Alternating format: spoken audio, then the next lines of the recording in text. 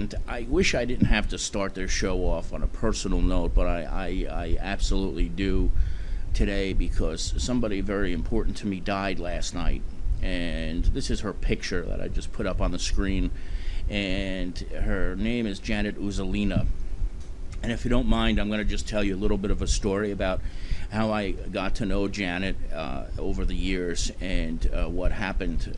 Because well, truthfully don't know what happened to her, but I apparently she was sick and not doing too well for the last couple of months. But back in 2005, I was happily working in Catholic school as a teacher and a campus minister, and I was also working in a parish as a youth minister. And at that point, the whole scandal with the Catholic Church and priests was pretty prevalent at the time, and I got to the point where I knew that I had to make a change, that I wanted to make a change, and that's precisely what I did, and was fortunate in the latter part of that year, in August, to be hired back by two weekly newspapers in Bloomfield and in Glen Ridge, New Jersey, the Independent Press of Bloomfield and the Glen Ridge paper in Glen Ridge, New Jersey. And my very first day was we had an office in Bloomfield. There was also an office in Union, but the office where I'd be working out of was a satellite office in Bloomfield. And Janet was the very first person I saw the moment I walked into the place. And it's a good thing I didn't go by first impressions, because when I walked into the place, I couldn't believe what I was seeing, because she was rude, very cold, and really wanted absolutely nothing to do with me when I walked into the place.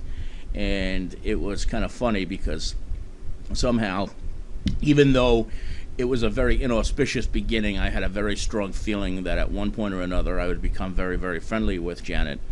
And that's precisely what happened over the year that I worked there. She became, to me, almost a second mother. No, not almost a second mother. She became a second mother. And she was born on April 4th, 1953. And she was born exactly 1 month and 1 day after my own mother, who was born March 3rd, 1953.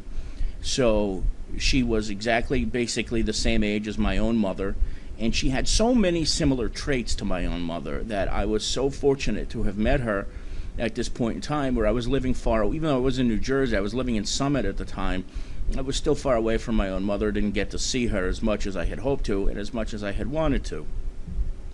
And we had a lot of arguments over the years. She was a very opinionated, boisterous human being who had something to say about every single thing that we did as journalists and editors, which was great in a sense, but it also was a pain sometimes. And when I ultimately wound up leaving there, I went to work at another newspaper which actually covered Janet's hometown of Belleville, New Jersey, and we kept in touch over the years. And if any of you know anything about New Jersey, at least in the past, it was certainly known for its Stewart's root beer. There were a lot of stands all over the place, and we would go 3 or 4 times a year when it was open to Stewart's and Kearney and get hot dogs and french fries and, of course, an ice-cold frosty mug of root beer whenever we had a chance. And we kept in touch over the years. She was a huge Redskins fan, and being a Giants fan, that certainly opened up for many, many interesting discussions, to say the least.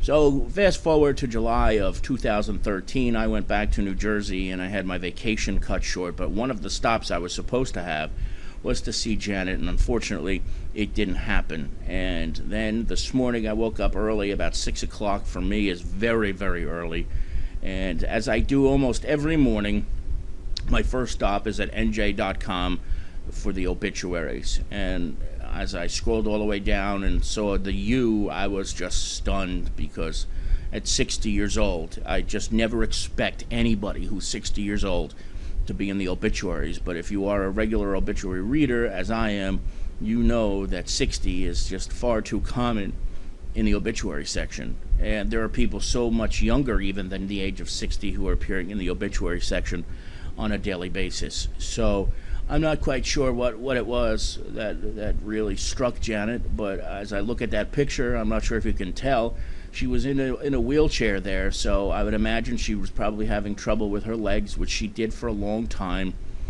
And it's just, to me, it was a very, very sad thing to have to wake up to this morning. She was a wonderful woman. She was a caring woman, and everything that she did and she said was in service to other people.